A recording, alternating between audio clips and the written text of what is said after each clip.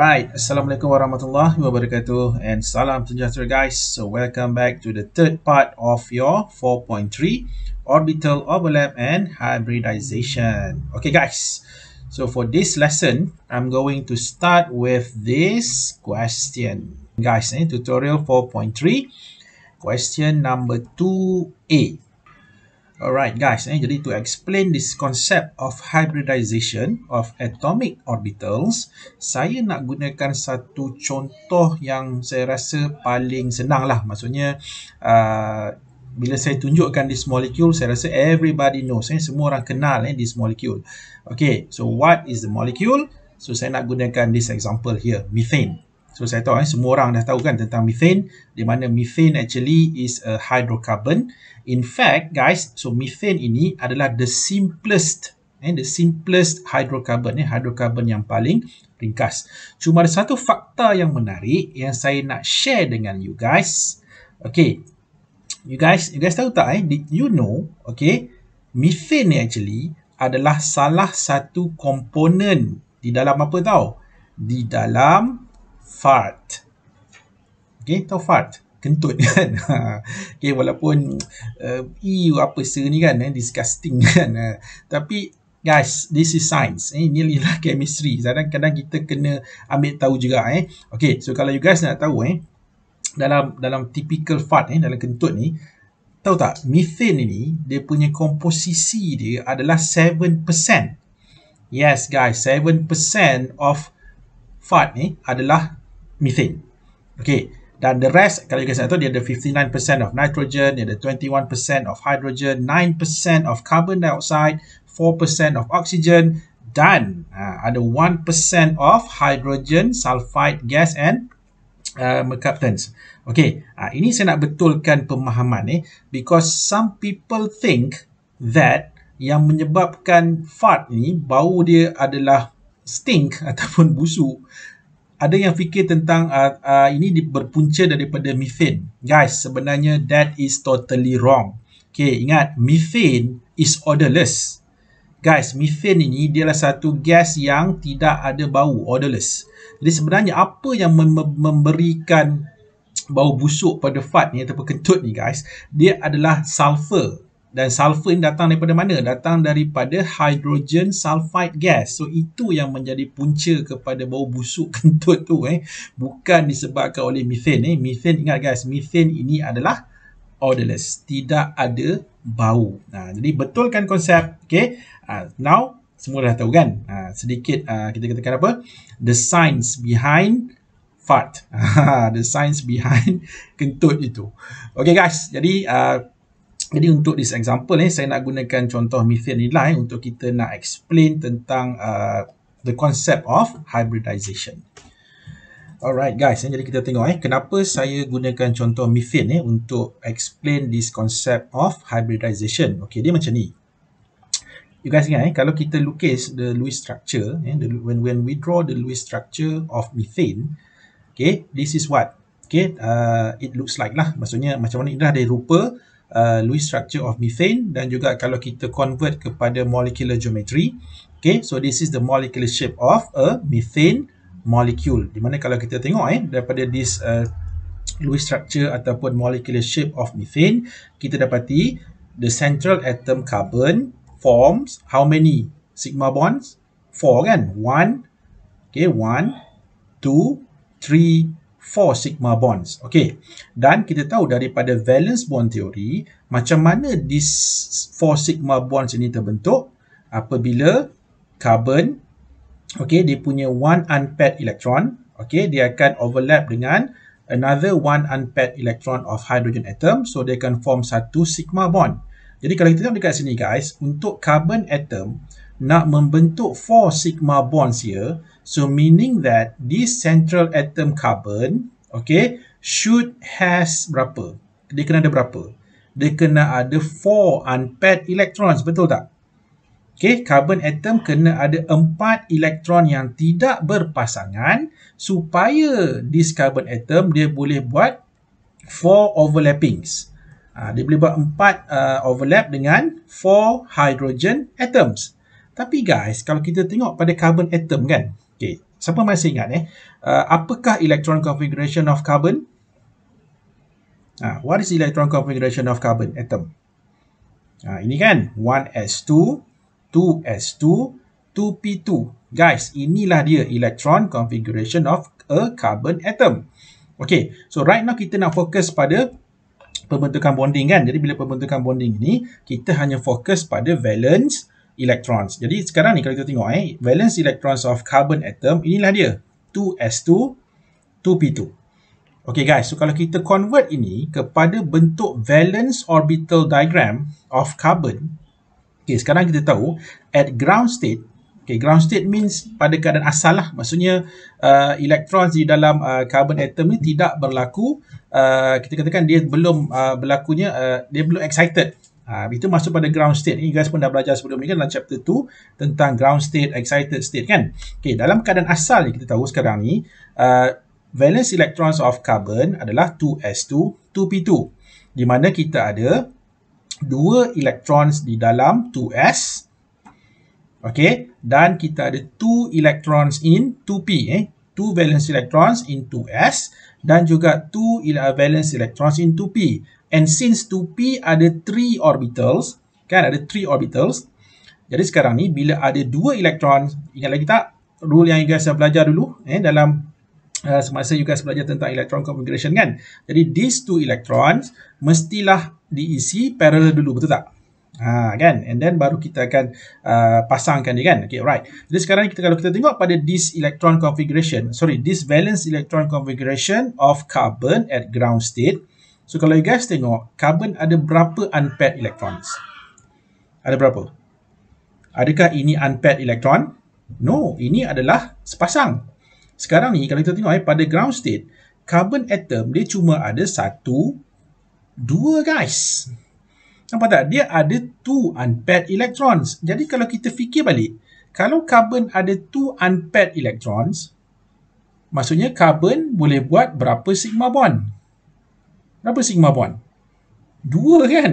Sebab ada 2 unpaired electron. Jadi kalau carbon ada 2 unpaired electrons, macam mana methane ini boleh form sehingga 4 sigma bond guys?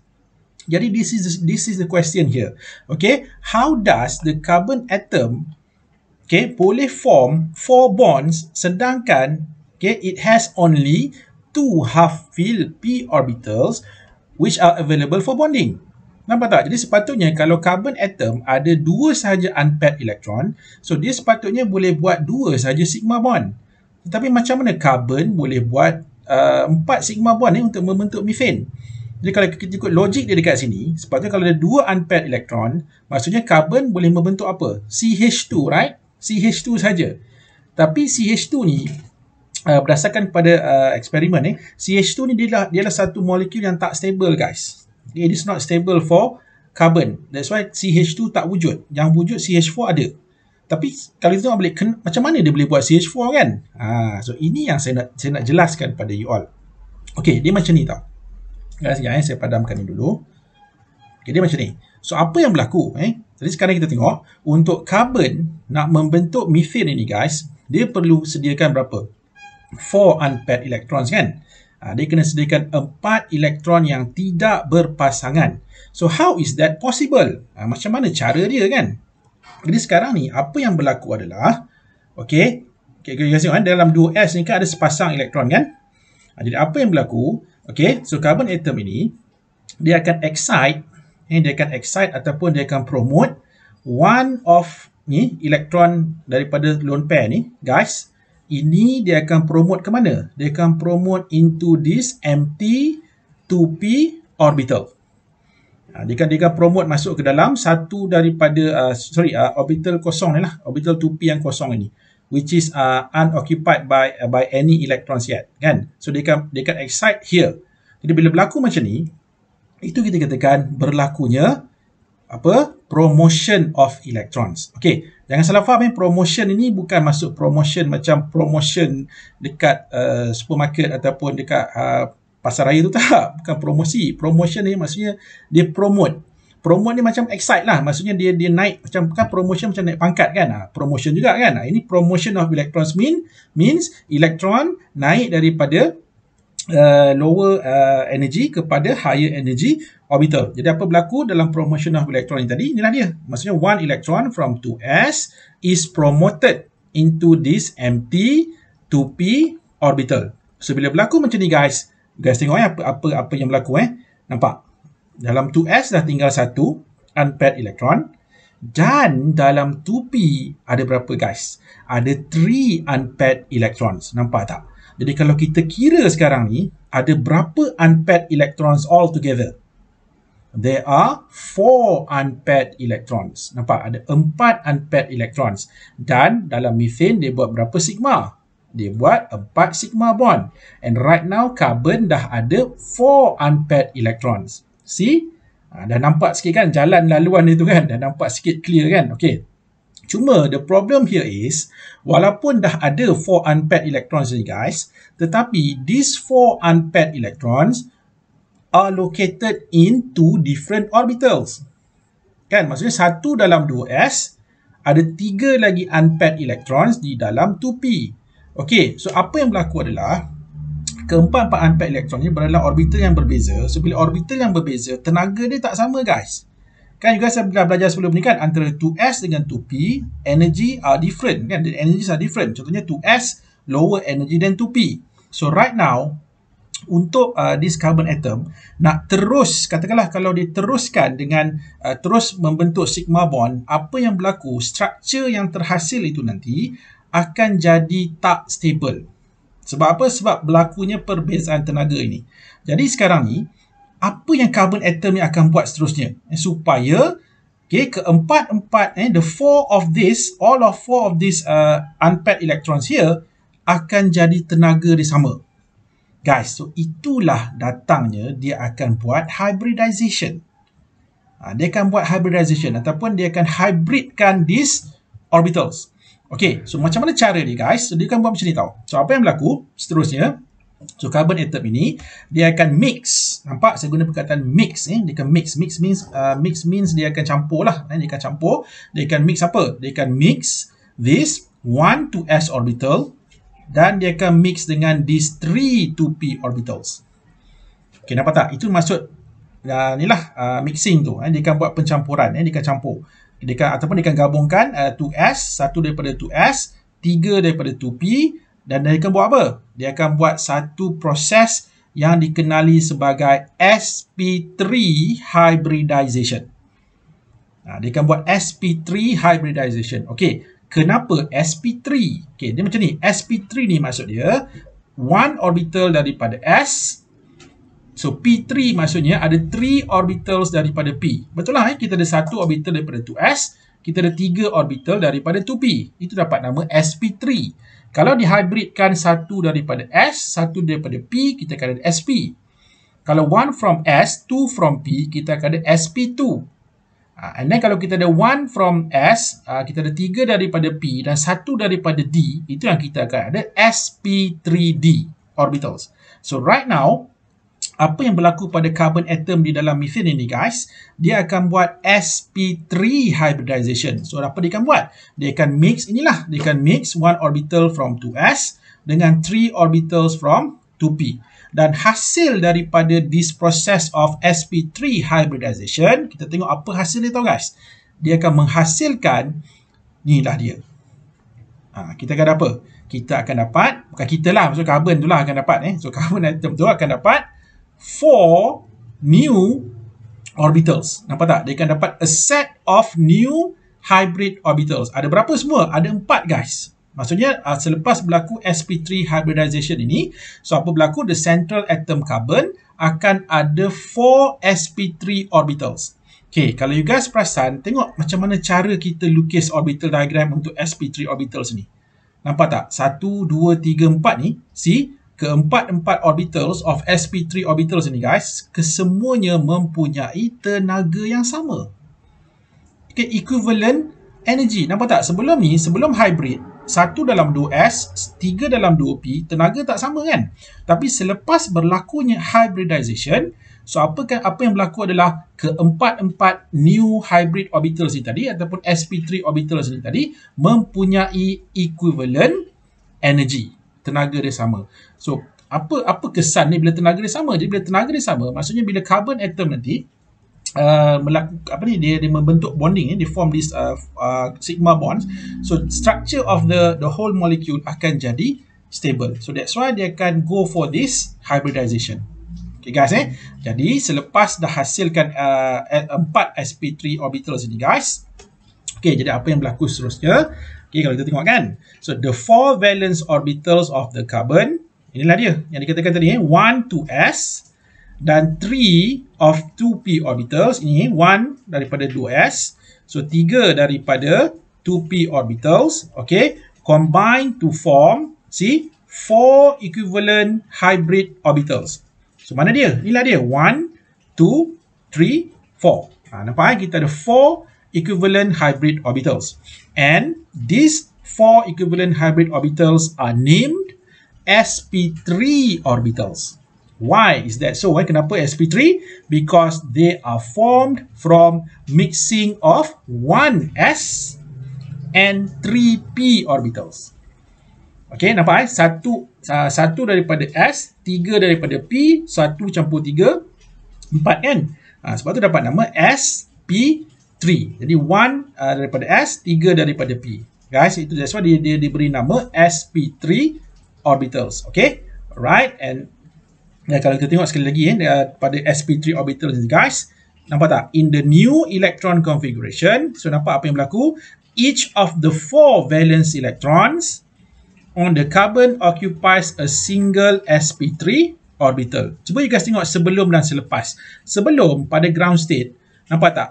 Okay, betul. Methane masih, carbon ada 4 valence electrons. Tapi pada ground state, asalnya 2 elektron dalam 2s, 2 unpaired elektron di dalam 2p. Tetapi selepas berlakunya sp3 hybridization, so apa berlaku? Carbon atom dah ada 4 unpaired electrons, and each of these 4 unpaired electrons masing-masing berada di dalam sp3 orbital masing-masing. Jadi total altogether ada 1, 2, 3, 4. And these 4 unpaired electrons guys, so inilah yang akan buat sigma, sigma, sigma, sigma. Nampak? So akan ada 4 sigma bonds yang boleh dibuat oleh this carbon atom untuk membentuk methane molecule selepas dia lakukan sp3 hybridization. Okay guys, so itulah dia. Dia dikatakan hybridization. Dan dia bukan semua atom guys, bukan semua atom yang akan berlaku hybridization ini. Kita kena tengok pada keadaan lah, tengok pada keadaan. Dan biasanya yang organic molecule lah, organic molecule dia banyak dia punya central atom akan mengalami this so what we call as hybridization. Okay, masih lagi berkaitan dengan sp3 hybridization ni guys. Okay, tadi saya dah mention kan tentang this hybridization. Salah satu tujuan dia adalah supaya setiap hybrid orbitals itu mempunyai equivalent energy kan. Jadi contohnya macam ni. Kalau kita tengok contoh carbon tadi, asalnya dalam keadaan ground state ni, pada ground state, okay, so this carbon atom ada 2 electrons dalam 2s dan dia ada 2 unpaired electrons dalam 2p. Okay, so 2s dengan 2p berbeza dia punya tenaga kan, tak sama. Jadi selepas berlakunya hybrid, okay, ataupun selepas this carbon atom undergo this sp3 hybridization, di mana dia akan buat apa? Dia akan mix, okay, dia akan mix apa? Dia akan mix 1 orbital of 2s dengan 3 orbitals daripada 2p. Nampak tak? Selepas berlakunya sp3 hybridization, so apa berlaku pada carbon? Carbon masih lagi ada 4 valence electrons, but these 4 valence electrons adalah 4 unpaired electrons, dan setiap unpaired elektron ini masing-masing berada di dalam sp3 orbital dan tenaga dia C adalah sama. Nampak tak guys? Sebelum ni kalau kita tengok 2 dalam 2s, 2 dalam 2p. Tapi kalau untuk bila dia dah membentuk sp3 hybridized carbon atom, kita tengok dia punya tenaga dia adalah lebih rendah daripada 2p tetapi lebih tinggi daripada 2s. Tapi yang penting dekat sini guys, keempat orbital sp3 ini mempunyai tenaga yang sama. Okay, so inilah dia yang dikatakan macam mana terbentuknya this sp3 orbital, di mana kita ada 1s orbital mixed with 3p orbital. So kita akan dapat 4 equivalent sp3 orbitals. Ini one example tau guys. You guys akan belajar ada beberapa lah contoh hybrid orbitals yang lain. Yang paling ringkas kita ada sp guys, sp, and then kita ada sp2, ini sp3, and then nanti you guys akan ada sp3d dan juga sp3d2. Jadi total all together, nanti saya akan tunjukkan lepas ni, you guys akan belajar there are 5 hybrid orbitals yang you guys perlu tahu. Okay, dan kat sini yang pentingnya you guys kena tahu juga macam mana proses dia. Kan, macam mana proses untuk nak dapatkan this hybrid orbitals. Okay, so masih lagi saya masih lagi membincangkan tentang sp3 ni guys, sp3 hybridization. Jadi kalau you guys tengok nampak tak asalnya, okay, carbon atom tadi dia ada 4 valence electrons kan, tetapi 2 elektron dalam 2s dan dia ada 2 unpaired electron di dalam 2p. So selepas berlakunya hybridization guys, nampak tak apa berlaku? Kita carbon atom ini dia akan ada 1, 2, 3, 4 unpaired electrons, dan keempat-empat unpaired electrons ini berada di dalam 4 sp3 orbitals. Dan kalau you guys perasan, tengok pada bentuk orbital guys. So sebelum hybrid 2s, kita tahulah 2s bentuknya adalah spherical kan. And then 2p, okay, 2px, 2py, 2pz, dia punya bentuk adalah dumbbell. Tetapi selepas berlakunya hybridization, nampak tak? Hybridization adalah process of mixing kan. Dia mix all of these 4 orbitals together, and hasilnya dia akan generate a new set. Nampak? Dia generate a new set of hybrid orbitals. Dan kalau you guys perasan, tengok pada perubahan bentuk dia. Nampak tak? Okay, kalau tengok dekat sini, this 4 sp3 hybrid orbitals, kalau you guys tengok bentuk dia sama, lebih kurang sama macam p orbitals. Kan? Dia ada 2 lobes kan? Dia ada 2 lobes dan dia berbentuk oblong kan? Tetapi kalau you guys perasan, apa yang obviously membezakan sp3 ni dengan 2p? Nampak tak? Tengok dia punya bentuk lobes dia guys. Kalau dalam 2p orbital, betul dia ada 2 lobes kan? Tetapi dia punya 2 lobes itu adalah equal size. Nampak? Size dia sama besar. Ini 2p.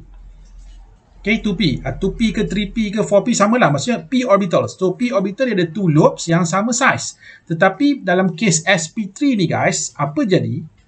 Kalau kita tengok unlike the p orbitals, however, the 2 lobes untuk sp3 orbitals ini, see, dia mempunyai different size. Nampak? Satu besar, satu kecil. Ini sekali tengok seolah nampak macam drumstick. Tahu drumstick ayam tu kan?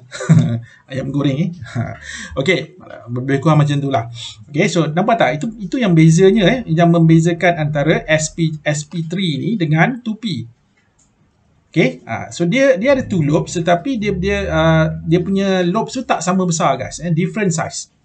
Okey, and then seterusnya kalau kita tengok kan.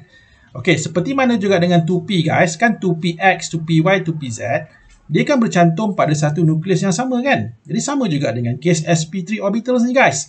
So these 4 sp3 orbitals juga bercantum pada apa? Pada nukleus yang sama, nucleus of carbon atom. Okey, jadi kalau tengok dekat sini guys, kesetiap all of these 4 sp3 orbitals sebenarnya masing-masing ini dia mempunyai orientation dia tersendiri. Contohnya satu tu dia orientation dia punya larger lobe tu ke atas, and then ini ke bawah, and then ini ke bawah tapi opposite side, and then satu tu dia menghala ke belakang kan. Okay, so kalau you guys tengok dekat sini kan, kalau kita cantumkan keempat-empat sp3 orbitals ini pada nukleus yang sama, apa kita akan dapat tahu? Kita akan dapati, kita akan dapat shape dia begini guys. Nampak familiar kan? Kalau siapa yang dah ikat macam you guys belajar 4.2 kan, shape ni adalah shape apa guys? Bentuk ni, arrangement ini. Bukankah ini arrangement untuk tetrahedral? Kan di mana tetrahedral, jaraknya adalah berapa? Kalau ikut pada Vespel theory, 109.5 degrees kan? Okay, jadi apa yang berlaku dekat sini pun sama guys. So kita tengok dekat sini, so when these 4 sp3 orbitals of this carbon atom ini, apabila bercantum pada satu nukleus sama, see, dia akan membentuk satu susunan di mana the angle between any of these 2 orbitals of sp3 ini, jarak dia adalah 109.5 darjah, 109.5 degrees. And ini yang saya nak terangkan pada you all Okay, this geometric arrangement makes perfect sense. Why? Because kalau kita consider, okay, it is precisely this angle that allows the four orbitals. Okay, bila disebut four orbitals, dalam tu kan, dalam orbitals juga ada elektron kan? Okay, ingat lagi tak? Dalam Vesper teori, dia beritahu antara bonding pair dengan bonding pair, bonding pair dengan lone pair kan, lone pair dengan lone pair kan ada repulsion. Sebab repulsion, apa yang akan berlaku?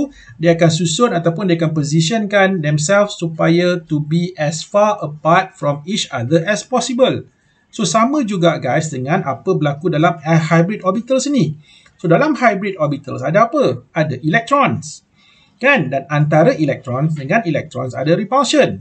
So bila ada repulsion, so what is going to happen here? So these four sp3 orbitals akan position themselves untuk supaya the repulsions are minimum. Okay, sebab itulah dia akan these four orbitals ni, sp3 ni, keempat-empat sp3, saya labelkan ini sp3, okay, sp3, sp3 dan juga another sp3. Jadi keempat-empat sp3 orbitals ini akan position themselves pada jarak supaya the repulsions are the minimum. Jadi hasil dia adalah inilah dia. Maksudnya kalau ada 4 hybrid orbitals, so apa berlaku adalah jarak setiap any of this daripada 4 ni, mana-mana 2 orbitals ini jaraknya adalah 109.5 degrees. Dan hasil daripada this arrangement kita dapati bentuk dia. Nampak tak? Bentuk dia adalah sama seperti what was predicted by Vesper. Kan dalam Vesper kita predict kalau ada 4 electron pairs tetrahedral kan. So dalam VB teori ni ataupun valence bond teori ni yang kita apply untuk hybridization ni guys. Okay, so kita dapati dia punya shape juga dia akan memberikan arrangement yang sama. Still kita akan dapat arrangement adalah tetrahedral. See? Nampak walaupun dua teori yang berbeza, tetapi the outcomes, nampak tak? The outcomes of these two theories are the same guys. Ini sama.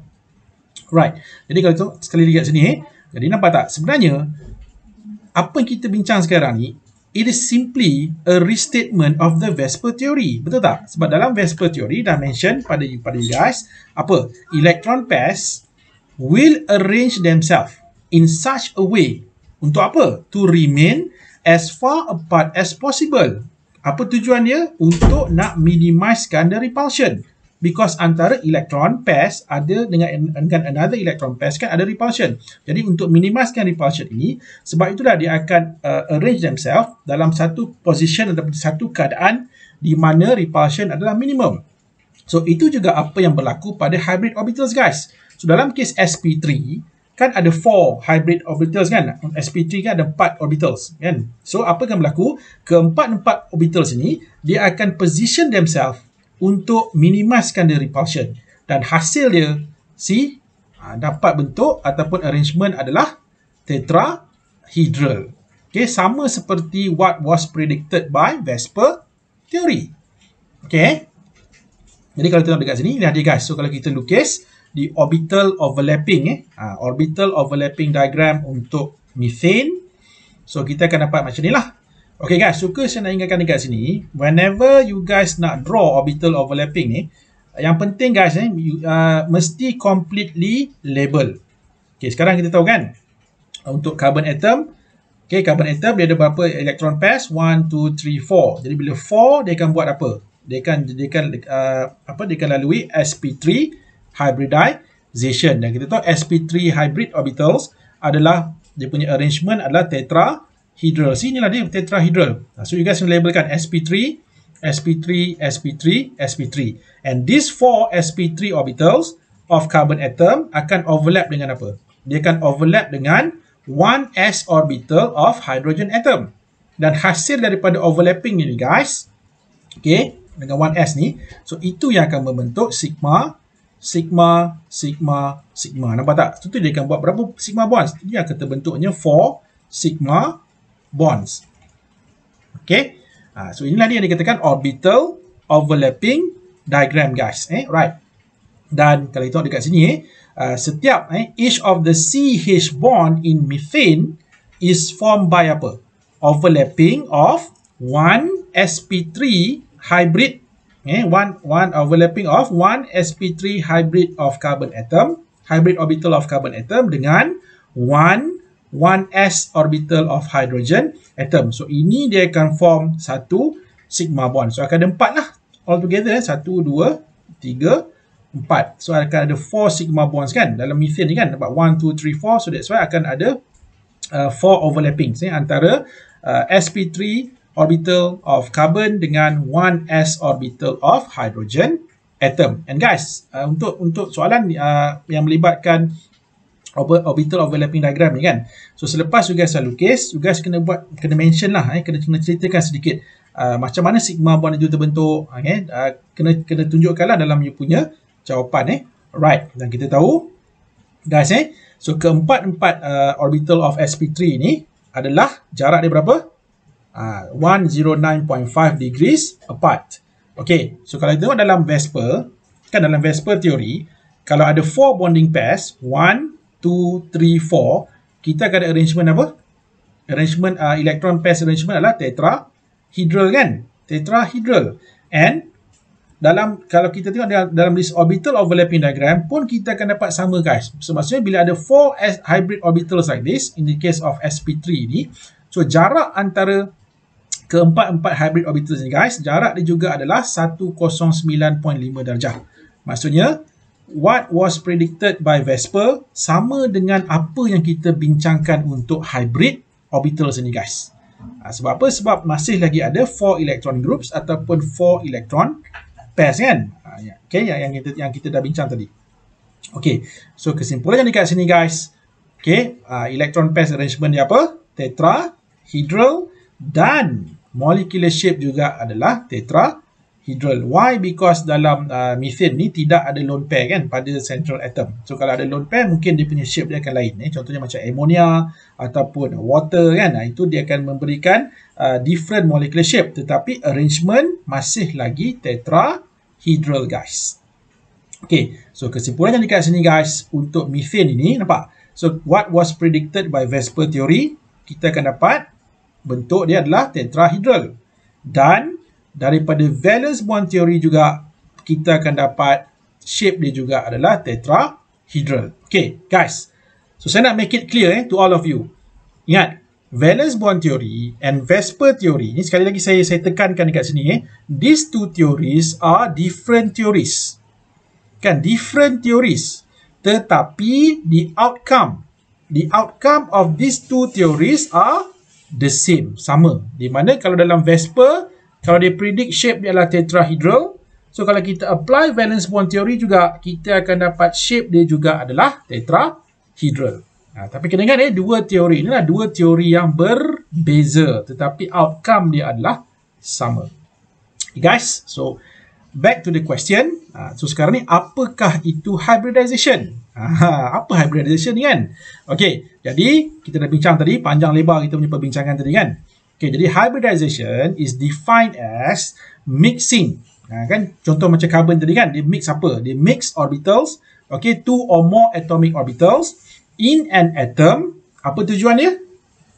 To generate a new set of equivalent hybrid orbitals. Guys, so itulah dia apa yang dimaksudkan dengan hybridization of atomic orbital. It is a process of mixing. Dia mesti 2 or more atomic orbitals guys. Okay, kalau satu tak boleh lah. So hybrid ni mesti at least 2 orbitals. 2 atomic orbital yang dia dah mix untuk generate a new set of equivalent hybrid orbitals. Dan kita dah bincang tadi kenapa some atoms ataupun some central atoms akan go for this hybridization. Tujuan dia untuk menghasilkan ikatan yang more stable. Kan, sebab kalau dia tak buat hybrid, dia punya structure itu nanti jadi tak stable. So that's why nak stable supaya dia nak equalizekan dia punya energy. Okay, so all the orbitals have equivalent energy. So that's why dia akan go for this hybridization. And kita dah bincang juga pada last tadi, apa yang kita dapat daripada hybridization ni actually are consistent with the observed molecular shape as predicted by VSEPR theory guys. Nampak So itulah dia dikatakan the concept of hybridization. Okay, so di sini saya nak gunakan saya nak tunjukkan beberapa contoh lah. Okay, tadi kita tengok contoh antara sp3 kan. Okay, kita ada contoh yang lain. Contohnya kalau let's say kita ada 1s orbital, okay, dan kita ada 1p orbital. Okay, kita ada s, satu daripada s, satu daripada p. So when these two orbitals undergoes hybridization, okay, kita akan dapat apa tau? Kita akan dapat 2sp orbitals. Ingat ni, 1s orbital, 1p orbitals. When these two orbitals are mixed, and then kita akan dapat a set of 2sp orbitals. Nampak bentuk dia masih sama Dia ada satu loop yang besar, satu loop yang kecil. Jangan, you guys boleh lukis, jangan lukis dua-dua ni sama besar. Kalau you lukis dua-dua sama besar, itu dah macam p orbital kan. Okay, dan you guys pun dah tahu kedua-dua sp orbitals ini actually are connected ataupun kita katakan bercantum pada nukleus yang sama. Sebab tu kita jarang lukis dia berasingan macam ni guys. So normally kita akan lukis dia bercantum pada nukleus yang sama like this. Okay, right, and then you guys kena tahulah bila you guys lukis the orbitals, especially these hybrid orbitals, don't forget to label them. Okay, in this case sp. You guys kena label dua-dua tau. Sebab apa? Sebab sp orbitals consist of 2 orbitals. Tapi kalau p orbital, guys, kalau p orbital, kita labelkan satu side je. Sama ada sebelah kiri ke sebelah kanan, is up to you. Tapi kita labelkan satu loop saja. Sebab apa? Sebab p orbital, ni kita consider sebagai 1p orbital. Contohnya 2p. This is 1 2p orbital. Tapi kalau sp, ini satu sp, ini 1 sp orbital, ini another 1 sp orbital. Jadi total ada 2 guys. Sp orbitals, there are 2 orbitals. Tapi kalau 2p orbital here, 1 orbital saja. Tu jangan, I hope you guys tak keliru lah dengan benda ni. Okay, jadi ini ada dikatakan macam mana terbentuknya sp orbitals. Ataupun kalau kita tengok contoh yang lain, ini satu lagi diagram lah yang saya tunjukkan pada you all, nampak? Okay, so bila kita ada 1s, katalah ini orbital 1s for example, ini adalah, bukan 1s lah, kata ini let's say 2s. So ini 2s orbital, okay, ini adalah 2p orbital, okay, ataupun 2px orbital. Okay, so when this 2s dan juga this 2px orbital mix, ataupun kita katakan these two bercampur untuk berlakunya hybridization, daripada 1 2s dengan 1 2p, apa berlaku? Kita akan dapat a new set of 2 sp hybrid orbitals. Okay, dan kita tahu tadi dia akan bercantumkan pada satu nukleus yang sama. Okay guys, kalau kita tengok dekat sini, jarak antara kedua-dua sp orbitals ini, nampak tak jarak dia berapa?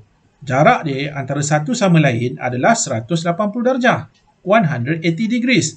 Why? Because ingat lagi tak dalam VSEPR, kalau ada 2 electron pairs, kan, 2 electron pairs saja, so jarak yang paling minimum dia punya repulsion adalah 180 degrees. Dan sama juga apa yang berlaku dekat hybrid orbitals ni guys.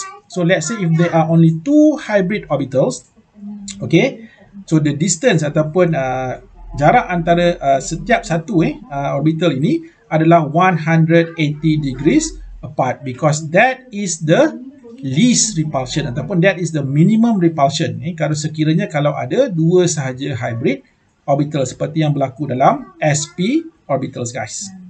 Alright, ini contoh sp orbitals and then kalau kita tengok contoh yang lain, ini pula ada satu contoh untuk macam mana terbentuknya sp2 orbitals guys.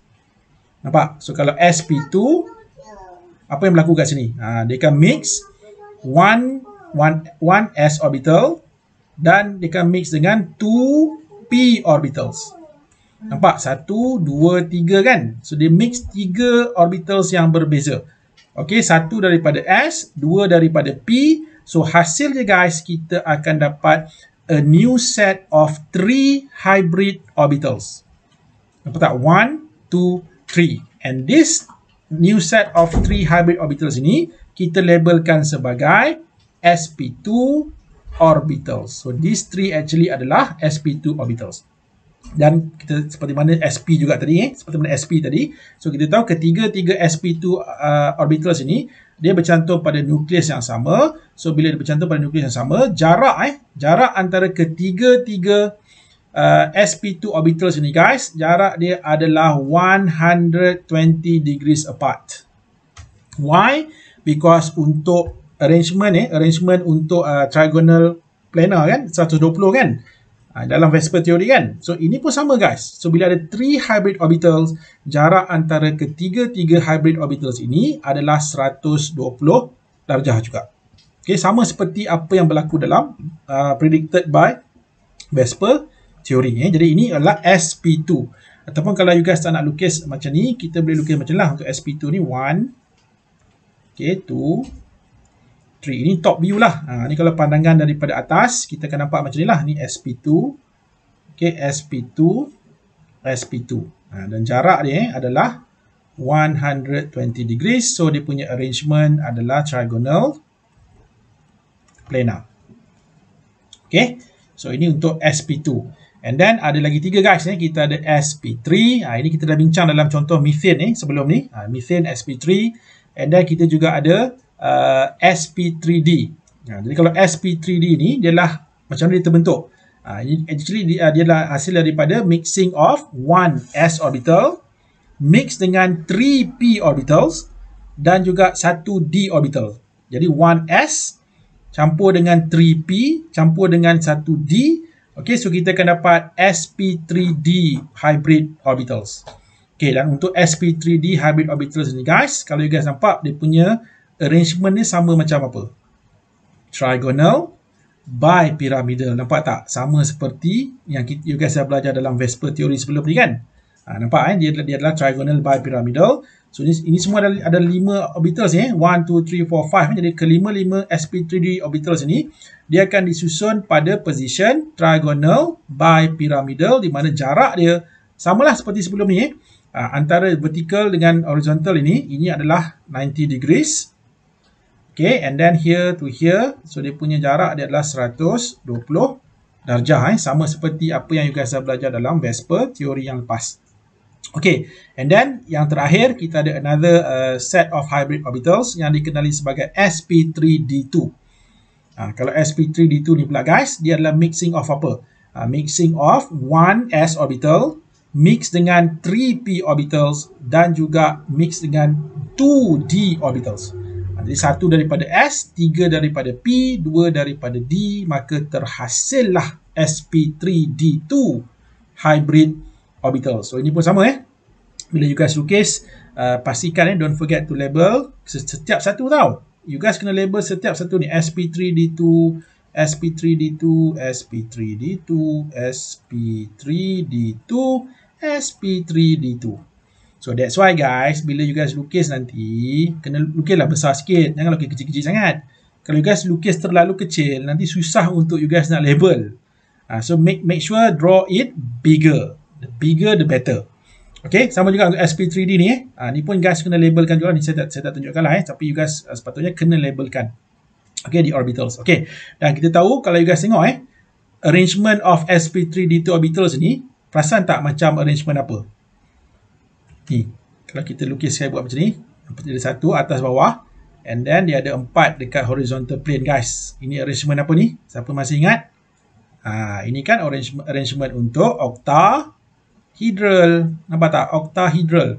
Jadi sp3d2 dia punya arrangement of the orbitals are in octahedral position ataupun octahedral arrangement. And since octahedral, angle dia berapa? Dia punya angle dia antara one orbital to another orbital adalah 90 degrees. So nampak So nampak kalau sp3 dia adalah tetrahedral. Okay, kalau sp3d2 trigonal bipyramidal. Okay, kalau sp tadi sp linear kan, kalau sp2 tadi adalah trigonal planar. Okay guys, nampak itulah dia katakan all of the 5 hybrid orbitals. Inilah dia. Okay, so kalau kita tengok dekat sini, ada 5 lah yang you guys perlu tahu, wajib tahu. Kita ada SP, SP2, SP3, SP3D dan juga SP3D2 guys. So these are the 5 hybrid orbitals. So macam mana kita nak tahu suatu central atom itu dia akan buat apakah jenis hybrid? Senang saja guys, kita tengok pada bilangan electron pairs around the central atom in the Lewis structure. Nampak tak? Sekali lagi dekat sini guys, pentingnya Lewis structure. Lewis structure itu, nampak tak? Sebab daripada Lewis structure itulah kita akan tentukan ada berapa electron pairs around central atom, and then kita akan tentukan apakah jenis hybrid yang berlaku pada central atom. Okay, alright, seterusnya inilah beberapa contoh kat sini saya tunjukkan pada you all lah. Contoh kalau sp, apakah example of molecule dia punya central atom akan berlaku sp hybrid. Contohnya macam beryllium chloride. Beryllium chloride, kita tahu dekat beryllium chloride ada 2 electron pairs around central atom, so that's why dia punya arrangement adalah linear. Okay, contoh yang lain, let's say BF3, boron trifluoride, so central atom boron akan berlaku sp2 hybridization. Why? Because kalau kita lukis the Lewis structure, there are 3 electron pairs around central atom. Ingat lagi kan BF3, saya sudah banyak kali dah kita bincangkan tentang BF3 ni. So arrangement adalah apa? Trigonal, planar.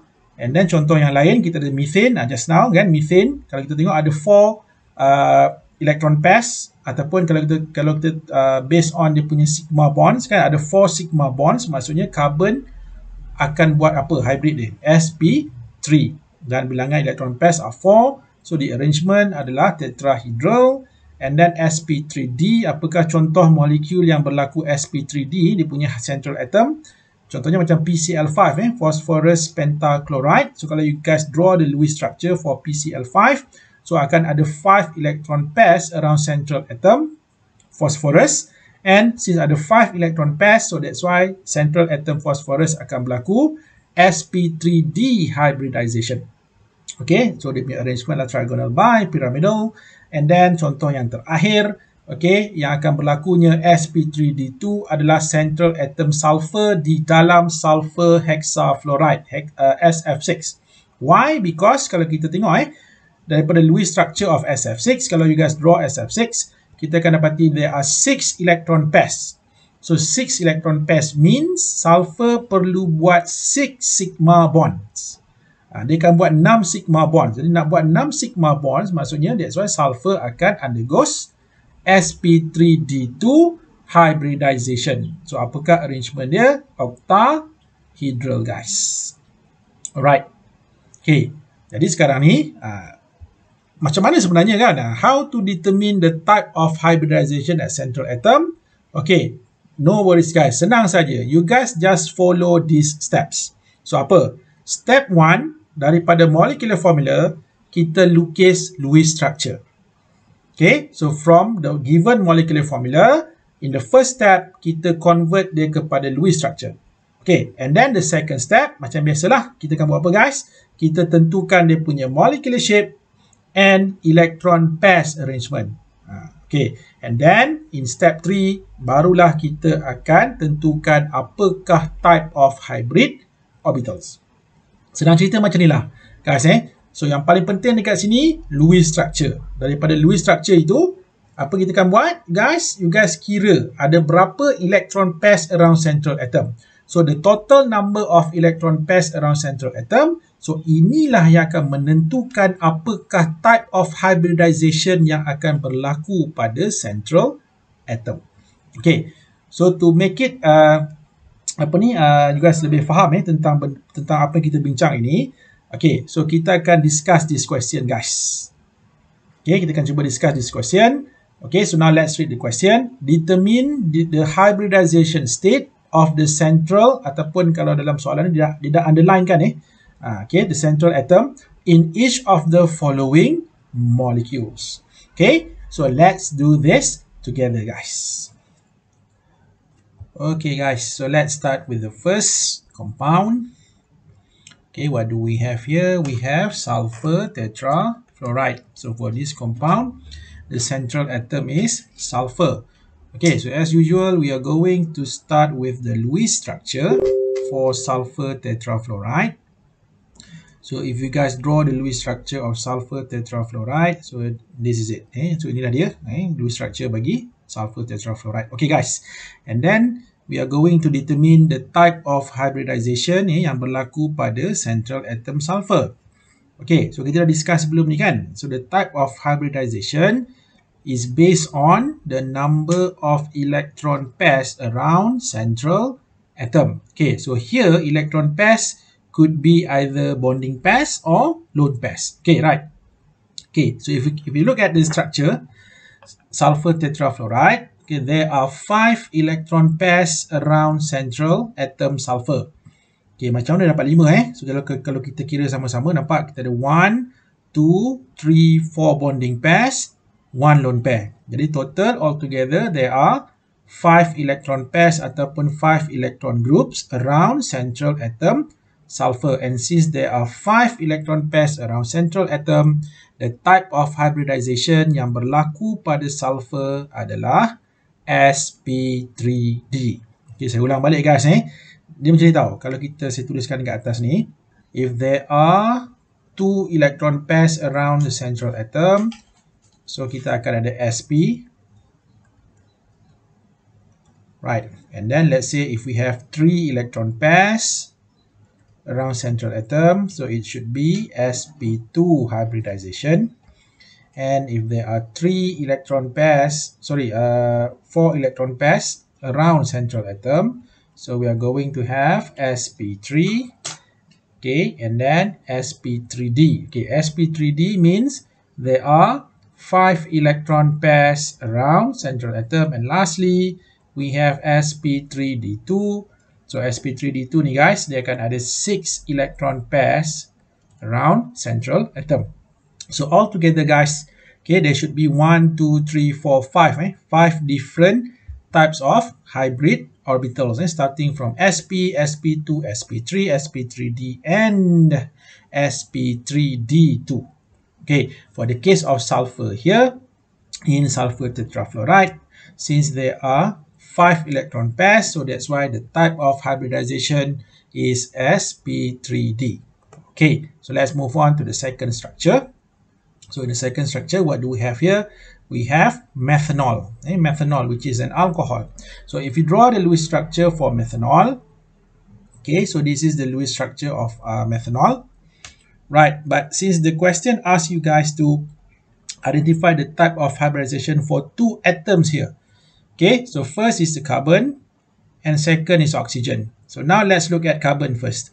Okay, kalau kita look at carbon atom ni guys, ada berapa electron pairs around around carbon atom?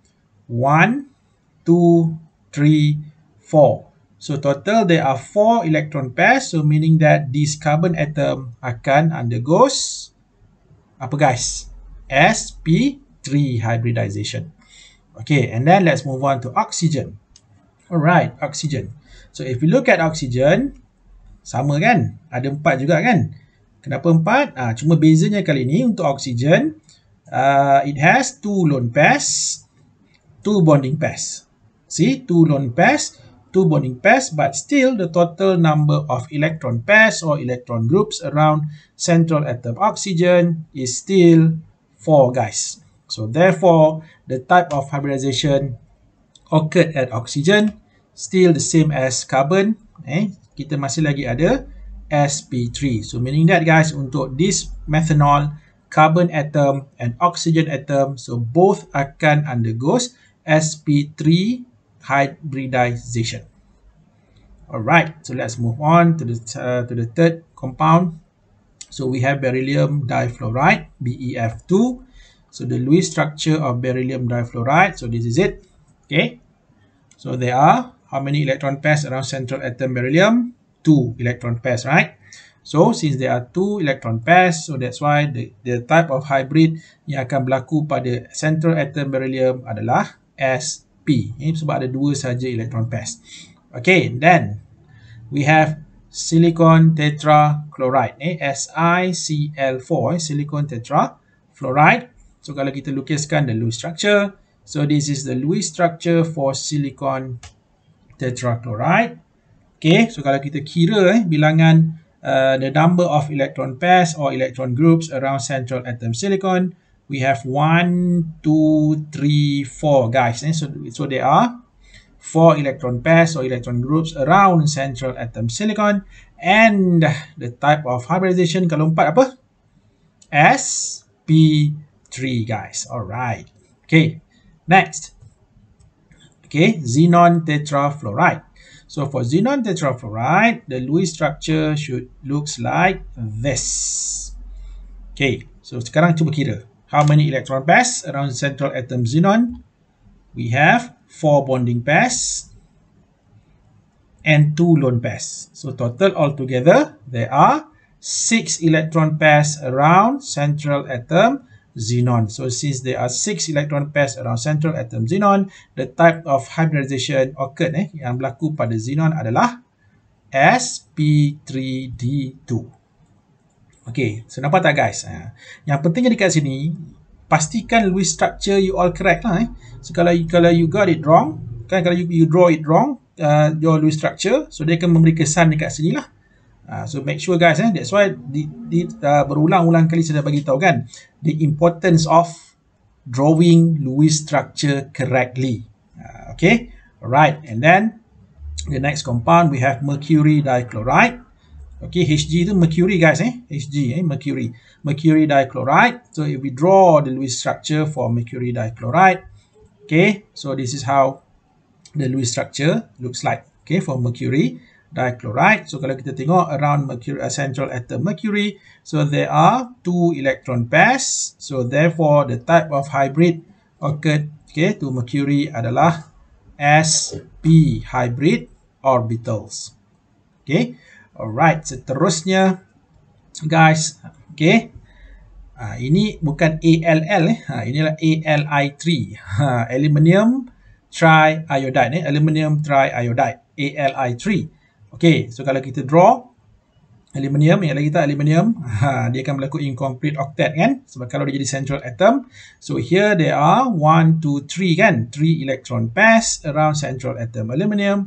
So the type of hybridization occurred pada aluminium adalah sp2. And lastly guys, phosphorus trifluoride, okay, PF3. Okay, phosphorus trifluoride. So the Lewis structure of phosphorus trifluoride should looks like this. Okay, so dia ada berapa?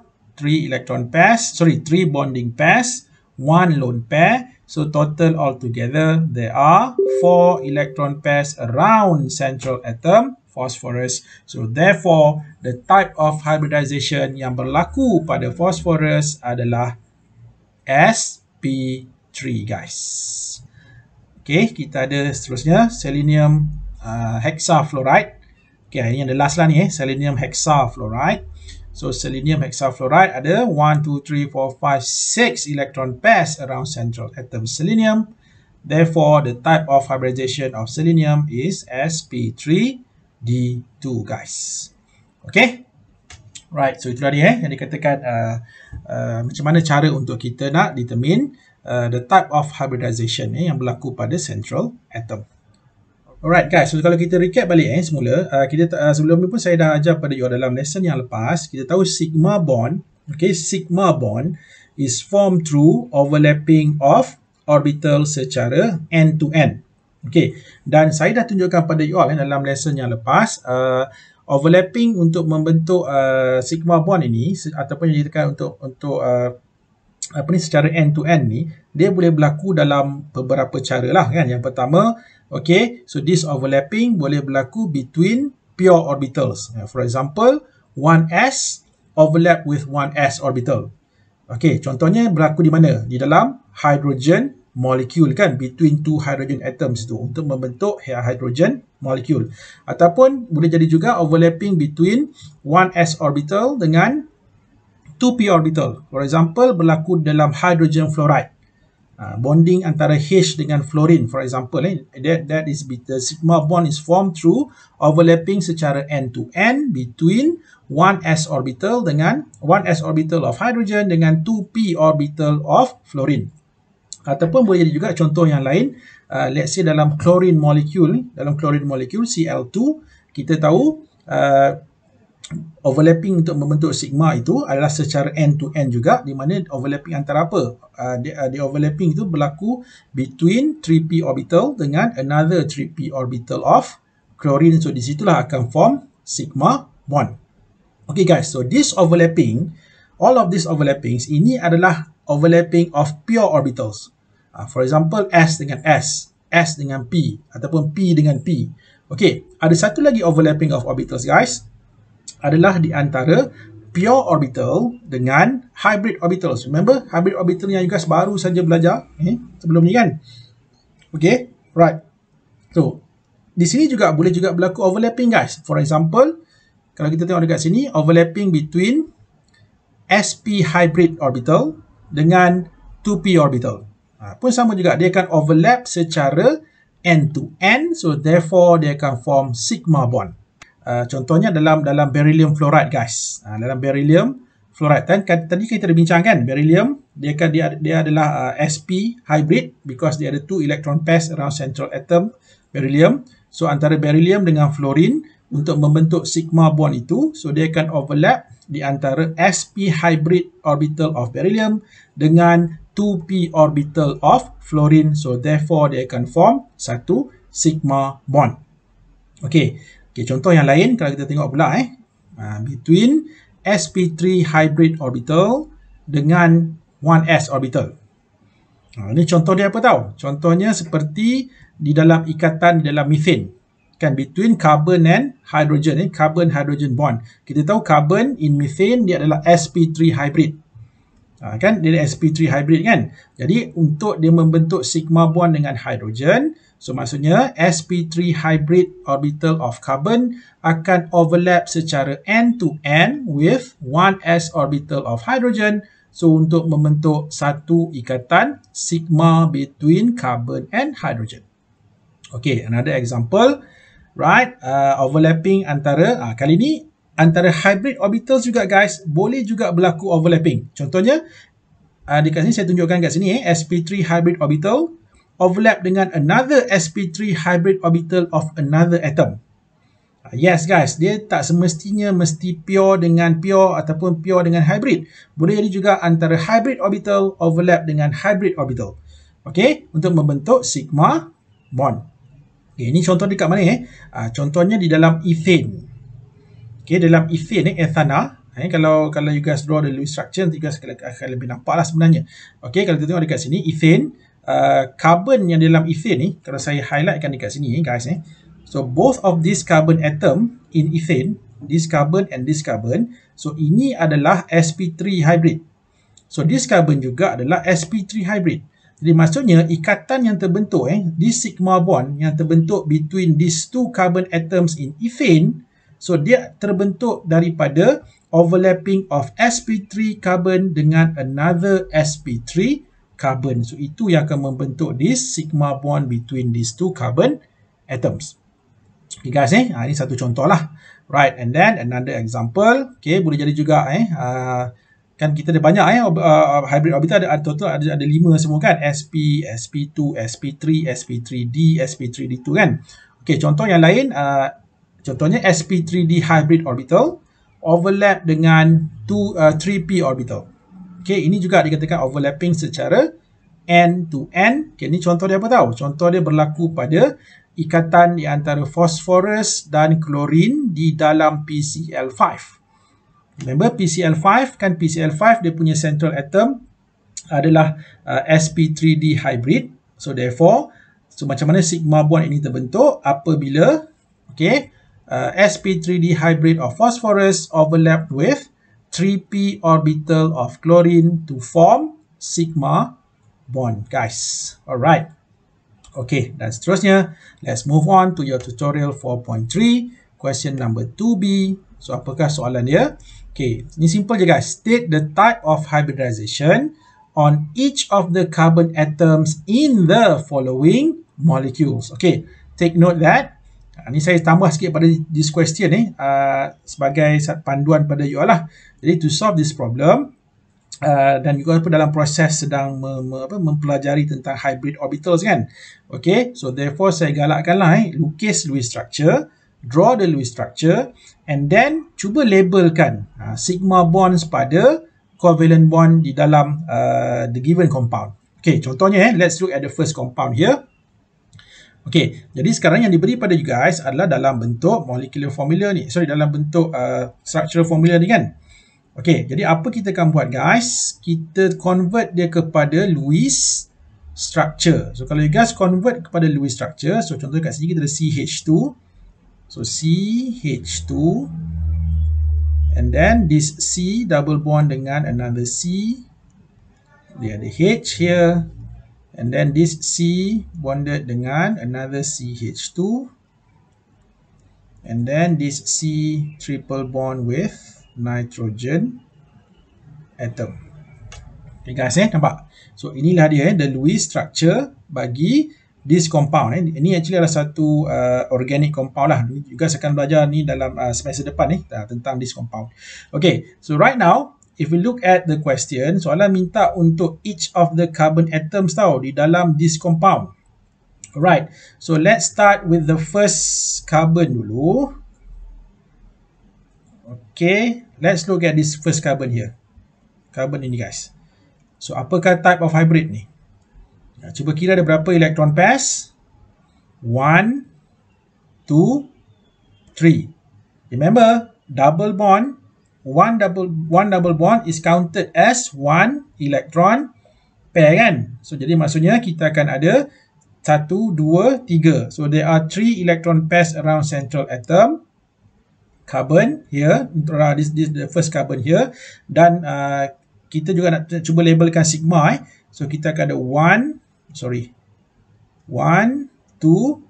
3 sigma. Nampak? 3 sigma and double bond kan 1 sigma 1 pi kan. Jadi kalau kita nak labelkan boleh lah. Inilah 1 pi bond. Tetapi all together total there are 1, 2, 3 electron pairs. So kalau 3 electron pairs, so meaning that this carbon akan undergoes sp2 hybrid. Okay, now let's move on to the second carbon here. So for the second carbon, so sama juga, dia ada 1, 2, 3 electron pairs juga kan. Dan kalau kita labelkan sigma, ini pun sigma. Okay, so nampak dia ada 3 sigma 1 pi. Okay, tapi kalau dalam bentuk electron pairs, in the form of electron pairs, there are 1, 2, 3 electron pairs. Maksudnya sama seperti the previous carbon. So ini pun adalah sp2 guys. Right, so let's move on to the third carbon here.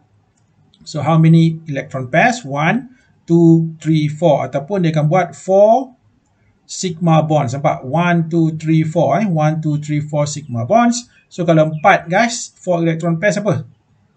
So this carbon akan undergoes sp3 hybrid. And how about the last carbon here? Ni carbon yang triple bond dengan N ni. Okay, ini kalau kita kira number of electron pairs 1, 2. Ingat guys, seperti juga dengan double bond, triple bond juga is counted as 1 electron pairs. So total 1, 2 electron pairs. So sp. So this carbon akan undergoes sp hybrid. Dan kalau kita nak labelkan pula sigma dan pi, so sini triple bond consists of 1 sigma 2 pi. Okay. Jadi kalau let's say kalau soalan tanyalah kan, this compound has how many number of sigma bonds? Ada berapa? Cuba kita kira Kita ada 1, 2, 3, 4, 5, 6, 7, 8, 9. So total this compound ada 9 sigma bonds dan berapa pi bonds? 1, 2, 3. Dia akan ada 3 pi bonds. Okay, guys. So ini untuk the first compound. Okay guys, untuk the second compound, so kita akan ada this CH3 ataupun apa ni? Ni tadi kita dah bincangkan. Ini adalah ethane lah, ethane. So ethane, if we draw the Lewis structure of ethane, CH3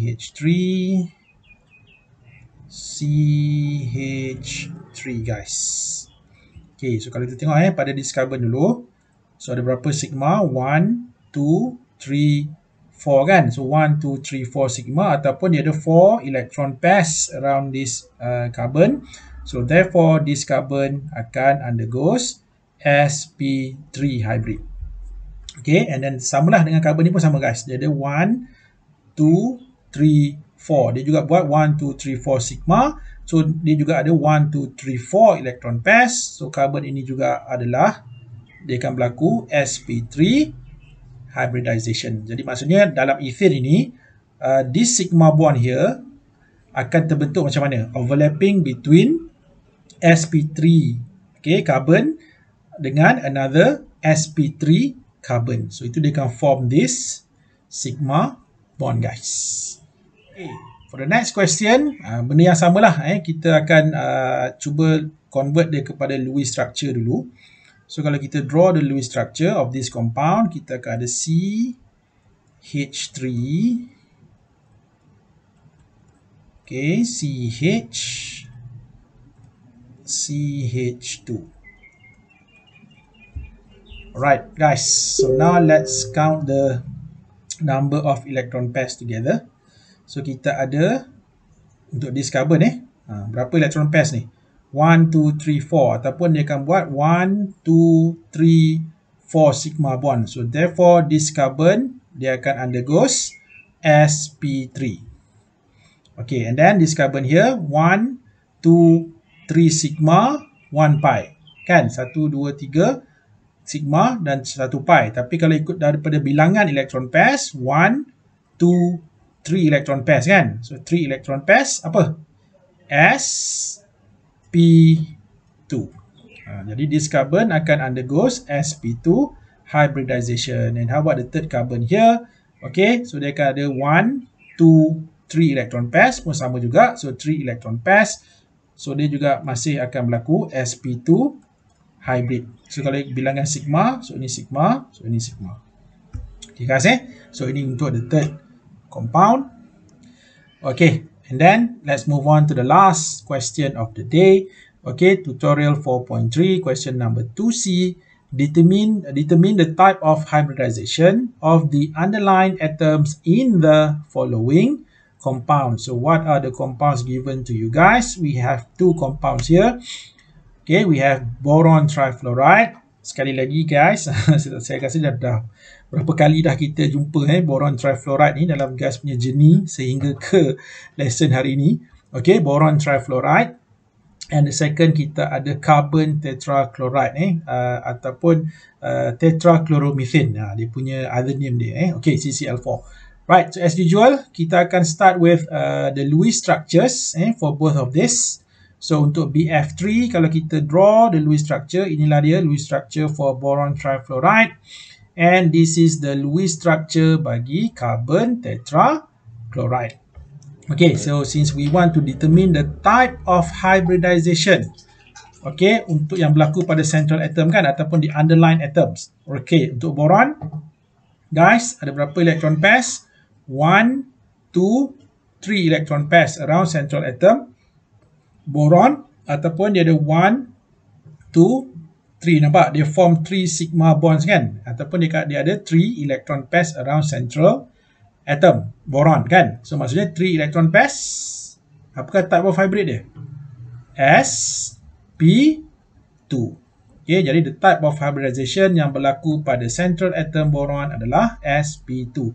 And lastly guys, untuk carbon tetrachloride, so the central atom carbon here ada 1, 2, 3, 4 electron pairs ataupun dia buat 1, 2, 3, 4 sigma bonds. Okay, ataupun dia ada 4 electron pairs tadi kan? 4 electron pairs around central atom carbon. So meaning that this carbon atom in carbon tetrachloride, dia punya type of hybrid adalah sp3. Okay guys, jadi itulah dia macam mana cara untuk kita nak determine the type of hybridization, okay, of a central atom. Kita tengok apa? Kita just look at the number of electron pairs around central atom. Okay guys, so that's all untuk lesson kali ini. So kita akan jumpa lagi dalam next lesson. Assalamualaikum warahmatullahi wabarakatuh. Have a nice day and bye guys. See ya.